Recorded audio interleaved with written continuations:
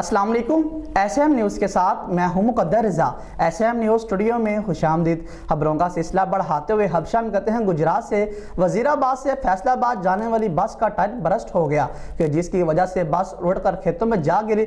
ज़राए के मुताबिक बताया जा रहा है कि 17 अफराद जख्मी हो गए और जख्मियों की हालत खतरे से बाहर बताई जा रही है। इसी हवाले से मजीद अपडेट कर रहे हैं deputy bureau chief Syed Irfan Abbas Naqvi. Ji Irfan, आगाह कीजिएगा इस हवाले से। जी बिल्कुल, गुजरात वजीराबाद से फैसलाबाद जाने वाली निजी कंपनी की बस वडाला चीमा के करीब तेज रफ्तारी के बायस टायर बर्स्ट होने के बाद ईंटों वाली ट्राली से जा टकराई। कलाबाजियां खाती हुई खेतों में जा गिरी, जिसके नतीजा में 17 से ज़ायद अफराद जख्मी हो गए।